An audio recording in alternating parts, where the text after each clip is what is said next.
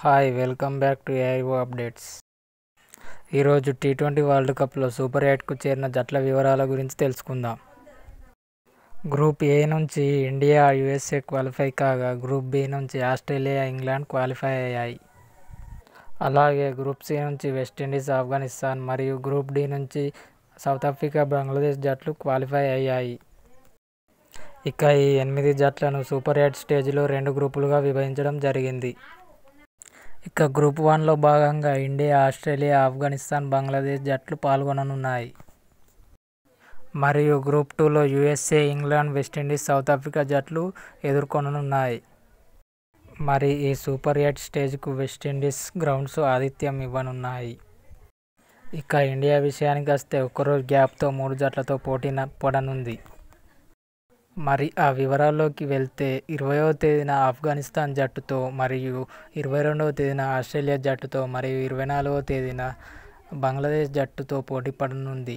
ఇక ఇండియా మన టీమిండియా 3 విజయాలతో మరియు ఒక వర్షార్పణ మ్యాచ్తో డ్రాగా ముగియగా 7 పాయింట్లతో అజేయంగా సూపర్ 8కు చేరుకుందని చెప్పుకోవచ్చు. మన టీమిండియా గ్రూప్ 1లో భాగంగా ఆస్ట్రేలియా జట్టు పెద్ద జట్టుగా కనిపించిన మరి ఆఫ్ఘనిస్తాన్, బంగ్లాదేశ్ చిన్న జట్లైన ఈ టీ20 వరల్డ్ కప్లో మాత్రం అదరగొడుతున్నాయి. ఆ జట్లు ఏమాత్రం పోటీ ఇస్తాయో ఆసక్తికరి నెలకొంది. ఇక మన టీమిండియా ప్లేయింగ్ 11 కాంబినేషన్కి వస్తే బ్యాటింగ్లో పర్వాలేదనిపించిన బౌలింగ్లో మాత్రం అదరగొడుతుంది. బ్యాటింగ్లో కొన్ని మార్పులు చూడవచ్చు ఈ సూపర్ 8లో. మన ఓపెనర్లు ఆడిన 3 మ్యాచ్ల్లో విఫలమయ్యారు. రోకో జోడీ అనేది ఈ టీ20 వరల్డ్ కప్లో ఫెయిల్ అయిందనే చెప్పుకోవచ్చు. మరీ ముఖ్యంగా విరాట్ కోహ్లీ ఫామ్ అనేది పేలవంగా ఉంది. ఐపీఎల్లో 700కు పైగా పరుగులు చేసి అదరగొట్టిన కోహ్లీ ఈ వరల్డ్ కప్లో మాత్రం ఆకట్టుకోలేకపోయారని చెప్పుకోవచ్చు. ఇక మన కెప్టెన్ రోహిత్ శర్మ ఓ మ్యాచ్లో 50తో మరి మిగతా 2 మ్యాచ్లతో దారుణంగా విఫలమయ్యారు.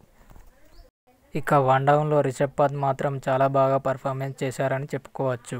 ఇక సూర్యకుమార్ యాదవ్, శివమ్ దుబే గత మ్యాచ్లో ఆడిన ఫామ్తో టచ్లోకి వచ్చిన మిగతా మ్యాచ్లలో ఆకట్టుకోలేకపోయారు అంతగా.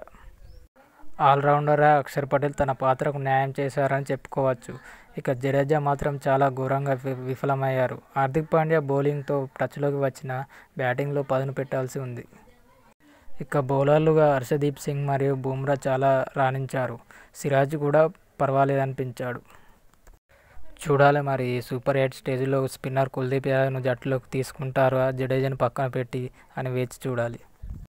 ఇక ఓపెనింగ్ కాంబినేషన్ విషయానికి వస్తే యశస్వి జైస్వాల్ జట్టులోకి వస్తే విరాట్ కోహ్లీ వన్డౌన్లో ఆడవలసి వస్తుంది.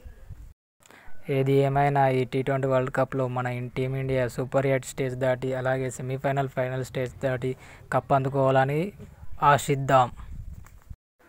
చూడాలి మరి టీమిండియా ఈ టోర్నీని ఎలా విజయవంతంగా ఘనంగా ముగిస్తుందో. Thanks for watching this video.